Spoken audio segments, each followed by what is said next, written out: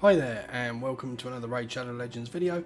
I'm IceMan and today we're going to be doing a video that's been long in the making.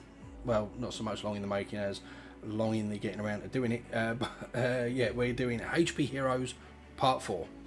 And in this part we're actually going to attempt to do the last 4 factions, because there's now a new faction, so I should have done it sooner and then I would have had one less faction to do, but we didn't, so now we've got a 4th faction to do in this video.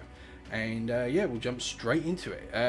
Just to give you a quick rundown in case you don't know what these videos are about, I've done a similar one on defense champions, breaking down all the defensive champions that are defense based, heal off of defense, attack off of defense, do shields off of defense, that sort of thing. Same with the HP ones. If they do multiple things off of HP and there's a good reason to be stacking them with HP and they're classed as a HP champion, I've tried to put them in this video. Usually I've skipped over the really bad ones. This time we're actually going to include some of the really bad ones, but just gloss them over and just point to them and say who they are really. And that's how we're going to do it. Why are HP champions great? Well, just the same as with defense champions that are great. They're great because you can build them to do damage or healing, whilst also building sustainability and survivability in them, which is really handy for getting through content, as you all know. So anyway, let's crack on with it, shall we? So first up we have the Dark Elves. Now the Dark Elves, I have to say, are absolutely shocking for HP champions. They only have a couple as it is, and none of them are legendary. So to start off with, we're going for one I don't have on this account, which is my alternate account we're on today. Mainly because I'm just doing bits on my main account on the side, and all I'm doing is looking at the index, so you know, why use my main account for that? So we have Captain Tamilla here. I've never built her up, I will say that straight out. Never tried her myself personally, but I must admit, if I was to do a free-to-play account or something like that and I pulled her, I would not be disappointed. She actually looks like a decent champ. So we'll start off with Array 1. Bond of Duty attacks one enemy and has a 50% chance of placing a 15% continuous heal buff on this champion for 1 turn if the hit is critical. So you build her out for crit. She's going to heal by 15% every time on Array 1, which pair her with ally attack champions, counter attack champions, she's going to get even more healing. So that's pretty solid. Array 2, Stay in the Fight, places a 60% increased defense buff on all allies for 2 turns and heals all allies by 15% of this champion's max HP. You can increase this heal by a further 20%, bringing it up to a 35% heal, and you can take the cooldown from 4 to 3. So that's a pretty solid ability to help you survive and get through content. I feel that she would probably fall off later game, which is why I've probably never built her. Because I already had champions that do similar things or what she does, or I just found I didn't need her by that point. But for anybody coming up through the game, if you pull her, she definitely looks quite interesting, and I could see that she'd definitely be quite useful for the Dark Elves faction for faction wars. So there you have it. And she's got an A3 Exalted Guardian, places a 50% allied protection buff on all allies except for this champion for 2 turns. And this can be booked down to a 4-turn cooldown, so that's pretty solid. You've got increased defense and heals and ally protection, and she heals herself with her A1. And then for Aura, we've got increased ally resist in faction crypts by 45. So you know, she's pretty solid for a champ. She's not top tier, but certainly not somebody to sleep on either, I think. Next up in this faction, we have a very famous champion, Painkeeper. You notice anything similar here? Yeah, they both seem to be built off of the same sort of standard. You know, they do that here and there in the game, we all know that. This one, Painkeeper, is very well known. On Array 1, attacks one enemy 2 times, fills this champion's turn meter by 10%. All you do is increase damage on this one, but she is a rare champion, which is really handy. Array 2, now bearing in mind this is based off of defense and attack. Don't let that dissuade you too much. It's a bit weird, and you don't build her for damage, this girl, anyway. Her A2 attacks all enemies, then heals all allies by 15% of this champion's max HP. So you've gone AoE, then heals all allies by 15%. You can increase the heal by further, what, 25, 35. So that's pretty solid. You take that up to 50% heal. You can also increase the damage, and you can increase the cooldown from, or decrease the cooldown I should say, from 5 to 4 turns. Now the reason you hear about this girl, and this is the one we're getting to now, on a 7-turn cooldown, combat tactics decreases the cooldowns of all ally skills by 1 turn. You can book this down to 4 turns. Yeah, 4 turns. Yeah, I had to do the quick maths there, you know. I'm a genius, didn't you know? So, yeah, the main reason she is used is for this ability. Obviously, the heals with an AoE attack does provide some utility, but this is the reason people use her. It helps you get back round to your main ability on your main champions quicker.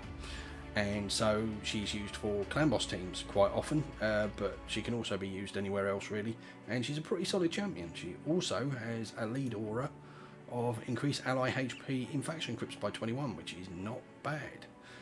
I actually use her in my own faction crypts team. She may be coming out soon, I'll see how I go, but for the moment I use her in faction crypts and she's not a bad champion at all.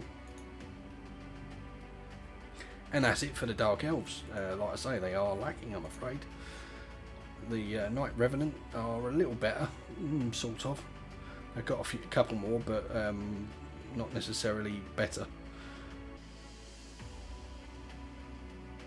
We have Miscreated Monster, and I have to say, this guy's a beast. Everybody knows who he is. If you're new to the game, you might not.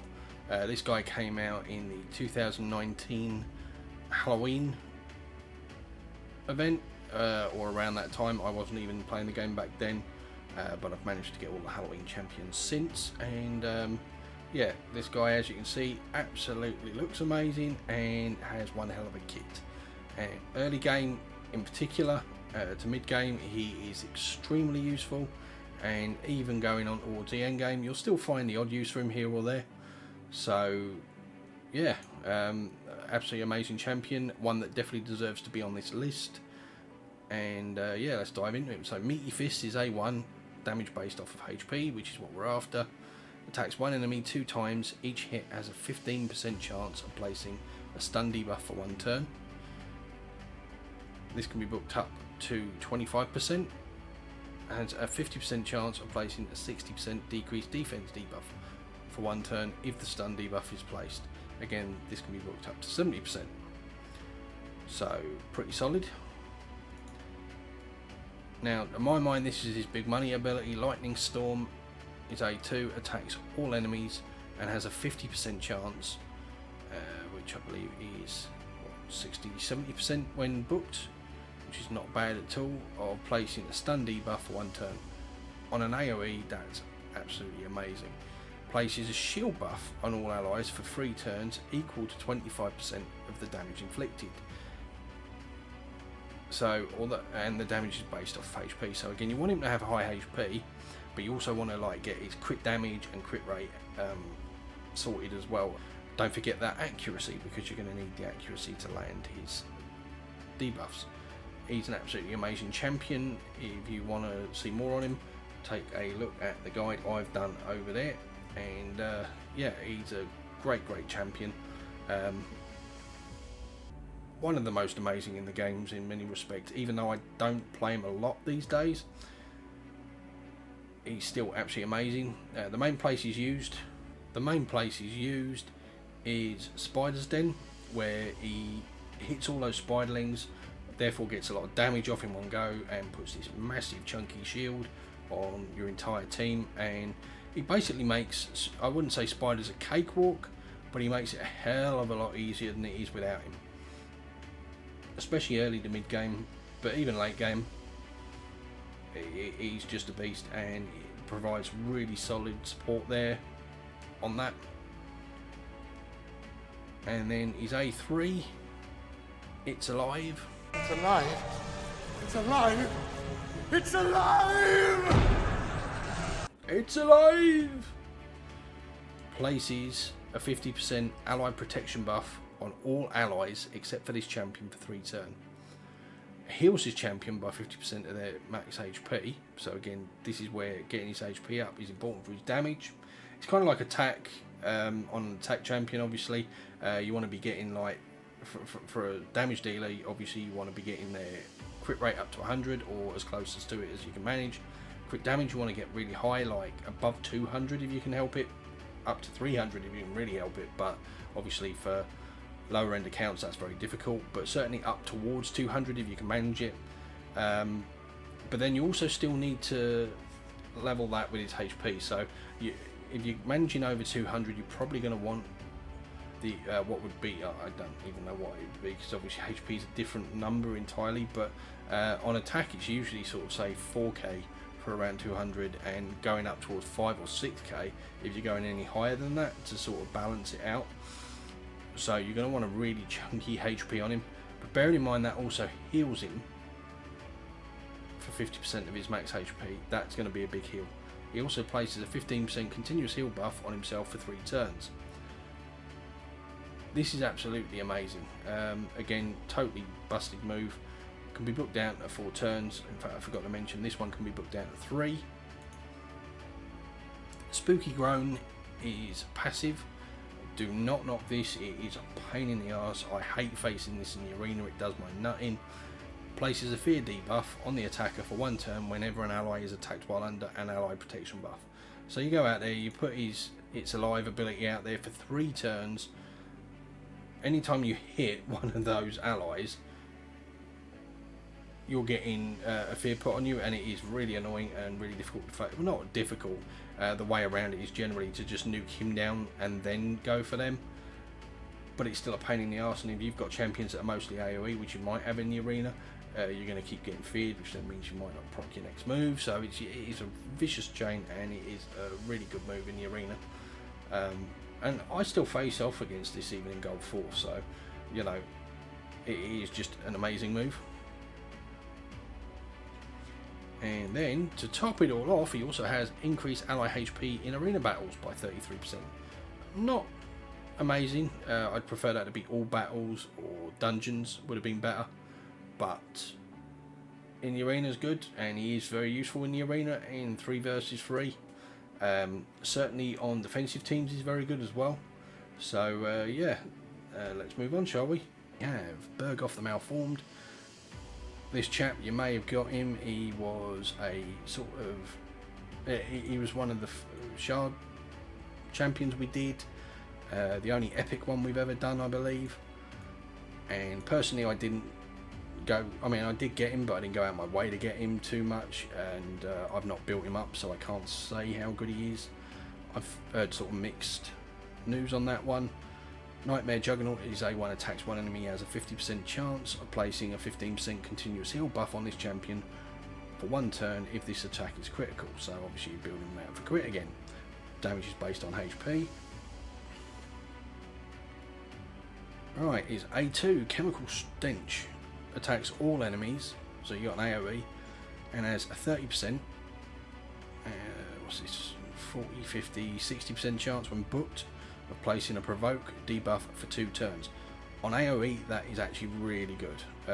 It can be booked down to 4 turns as well, so 4 turn cooldown, AoE provoke, 60% chance. It's not 100% chance, but if you're lacking provoke champions for Doom Tower content where you need to provoke the Magma Dragon or anything like that, it's a solid ability, and he can certainly be a backup provoker if nothing else. Then he has a passive. Whenever this champion is attacked, heals all allies except for this champion by 20% of the damage received, which just helps keep people topped up.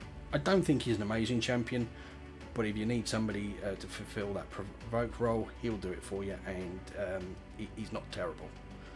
That's not to say he's great either, but you know, he's not terrible. So next up we have somebody a little more famous, and he's actually in the rare category. This chap, if you don't know who he is, looks a little similar again, does he? Yeah, you know, I'm not surprised. Coffin Smasher is A1, attacks one enemy 3 times. Each hit has a 15% chance of placing a 50% decrease attack debuff for 2 turns. Is A2, Tombfire, attacks one enemy, has a 50% chance of placing H burn debuff for 2 turns. And then on his passive, he decreases the damage enemies inflict with AoE attacks by 5%. So the main place this guy is used, and he is good for it, is the clan boss. Not so much end game, but early game. If you need a decrease attack champion, you can book that up by a further 15%, so that goes up to 30.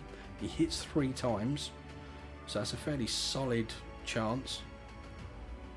He's then got a HP burn debuff on his A2, and you can increase that from 50 up to 75, so that, again, pretty solid. And then he's got a passive that reduces AoE damage, which is what the clan boss does.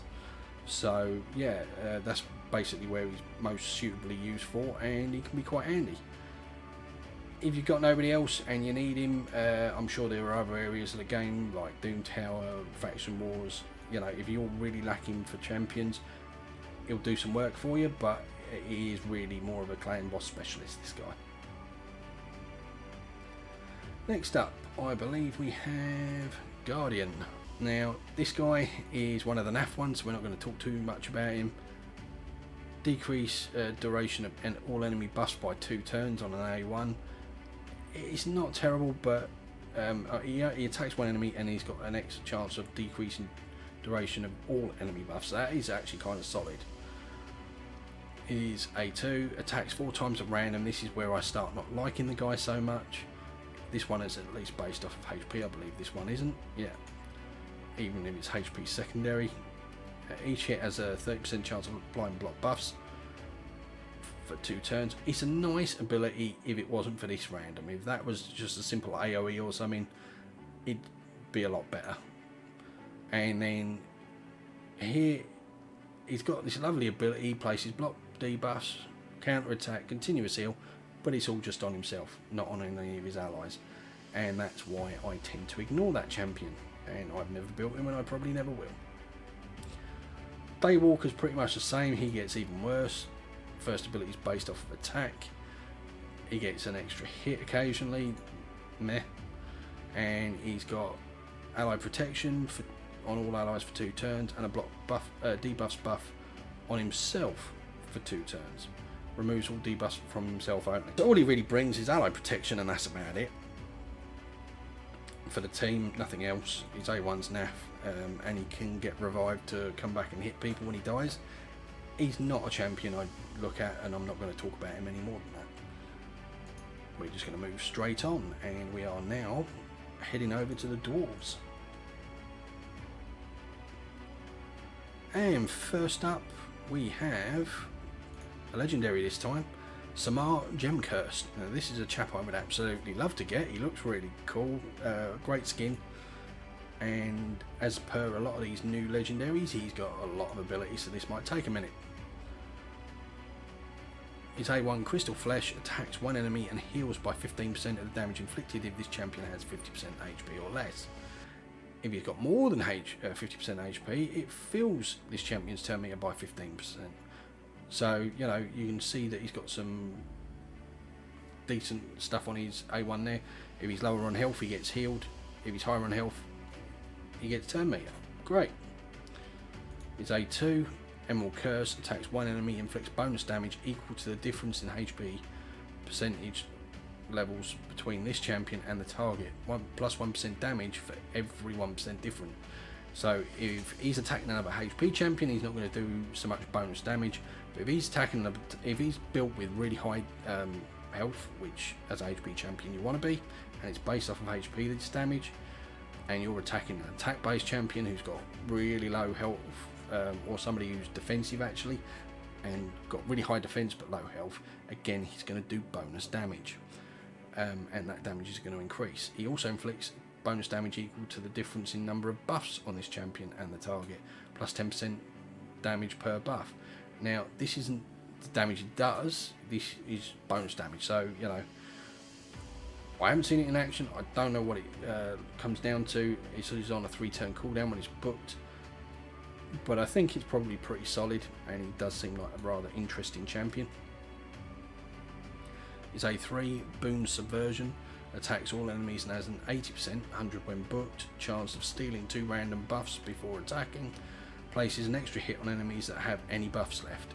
So if you attack, I don't know, somebody like a Duchess or a Duchess team in the arena, for instance, and they, or even in Doom Tower, somebody like that, where you've got loads of buffs out there, he steals a couple off them, making them weaker anyway, and then does an extra hit, AoE hit that is as well, due to the fact that people still have buffs on them. It's a solid move, and if they've only got a couple of buffs, he strips them, and he only does 1 hit, and if they've got buffs on, then, you know, he only places an extra hit on the enemies that have buffs left, bear that in mind, but it's a solid ability, I have to say. Actually, did we cover the books? 5 turn down to 4, and the buff chance, again, books up to 100, as I think I already did say on that one. Then he's got a passive, places a block damage buff on this champion for 1 turn at the start of each round. Well, that's pretty solid. Except for the arena, because bearing in mind you don't do rounds, you do turns. You only do 1 round, so you get it right at the start and that's it. But you know, in dungeons and stuff like that, that's still going to be really solid and help you get through stuff. Active effect blocks incoming damage and places a block damage buff on this champion for 1 turn when they receive a hit that would drop their HP below 30.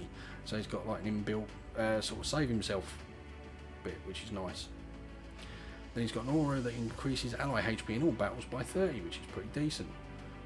All in all, a good champion. Next up we have Melga Steel Girdle. I absolutely love this champion. I recently pulled her in my most recent video, shard pull video. If you want to go take a look over there, I'll post it up. It was the Veil Champs video and the free, sorry, we had to do the quotation marks for that one, champion that wasn't so free, I have to say. And yeah, it was brilliant.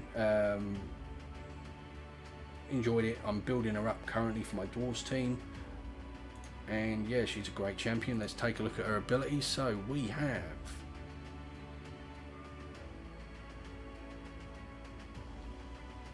her A1, Inspiring Violence, attacks 1 enemy and does a 50% chance of removing 1 random debuff from a random ally. Cannot remove a debuff from this champion. I mean, that is nothing special, but the buff chance goes up by a further 10, 20, 30, so you can get that up to what, 80, which isn't too bad. And for an A1, at least she's just out there removing random buffs, debuffs.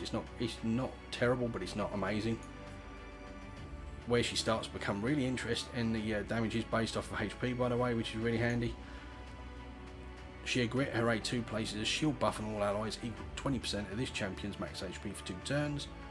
Also places a 15% continuous heal buff on all allies for 2 turns. Now this is absolutely amazing. The shield can be increased by a further 20%. You can get the cooldown down to 3 turns.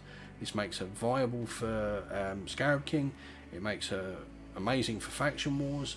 It makes us a solid support anywhere really, dungeons and like.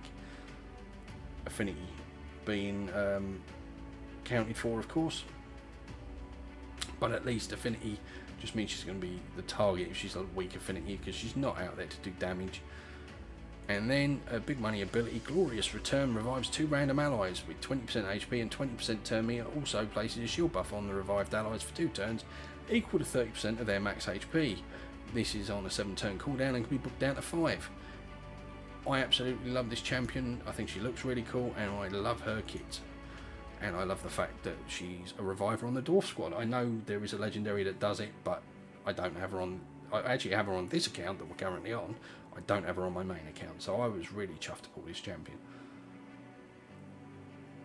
She also has an aura, which I was on, increase ally HP in all battles by 15%, which is not amazing, but it's not bad. It's okay. And I think there's a couple more here actually. So we have Grumbler. Attacks 1 enemy and places a shield buff on this champion equal to 10% of their max HP for 2 turns. This is on his A1, based off of HP and defense, and because it's on his A1, there's no reason you can't keep this up basically all the time, especially if you're manually. So that makes him pretty solid and very viable, I think, for Shadowkin. You know, you build him out in the destroy set, something like that. He's kind of like Vergis in that way, that he places a shield on himself often enough that he can keep himself up. So yeah, that's pretty solid, or at least he would be able to once they fix the whole shields issue. There might be a problem with him at the moment, but if you're watching this in the future, a week or two from now, they've hopefully fixed the little problem they made with shields and it won't be a problem again. His A2, no coming back, attacks one enemy and places a 50% heal reduction for 2 turns. Nothing big. It can be useful in places, and there are certainly champions in the Doom Tower that again he can help with that. And elsewhere, to be fair, thinking about it. And also one of the keep bosses, I believe. So, you know, he definitely has his uses around the game. He's not amazing, but he definitely has his uses. Shadowkin is definitely his main place, I feel. Then we've got a fairly decent support ability here. Bearing in mind this guy is also a rare. Shoulder the Weight places a 25% ally protection buff on all allies for 2 turns. And places a 30% increased defense buff on this champion for 2 turns. This can be booked down to 3 turns. It's a solid ability, it's not amazing. Like I say, he is a rare and he's got a rare kit. However, if you're struggling to get through Shadowkin and you need a champion that's likely to keep a shield on himself, this guy can probably do it. So he's worth looking into for that, if nothing else. It very much depends on your account. Next up we have Runic Warder. Takes one enemy 2 times, meh, nothing to talk about. Takes one enemy 2 times again. Each hit has a 30% chance of placing a 50% decreased attack debuff for 2 turns. Again, nothing special. I'd say Fire Knight early game, except for the fact that he's for the right affinity, actually he might be able to help you out, Fire Knight, on certain ones. He's got a double hitter on his A1, double hitter on his A2, and they are based off HP. Then on his A3, Rune of Outlasting places a 15% reflect damage buff and a 7.5 continuous heal buff on all allies for 2 turns. This can be booked down to 3 turns. It's okay, it's not brilliant. I wouldn't necessarily tell you to go out and build him, but again, if you pull him early game, he's going to help you in faction wars. He's going to help you all over the place, I'd imagine. But he's not an amazing champion, and that's it for this faction. Obviously, my favourite there is Melga, hands down. Next off, we move on to the Shadowkin. Now, I have not actually play tested any of these. I have 1 Shadowkin on my account, and that's it. So, no legendaries here. Obviously, we're a bit light on the ground for champs here at the moment. He's got this weird necklace of bombs or balls or whatever that is going on, and he looks, for anybody that's ever seen Big Trouble in Little China, he definitely looks slightly familiar, or very similar at least, I think. What do you think? I'll stick it up there. But yeah, interesting looking champion. Toragai the Frog. Definitely toadish. So he's A1 Swamp Club, attacks one enemy and has a 30% 41 book chance of placing a 50% decreased attack debuff for 2 turns. Again, it makes him somewhat viable early game clan boss if you really need a attack down champion. He's not going to be all that reliable at it at 40% on a 1 hitter, so he's certainly not going to be the best at it.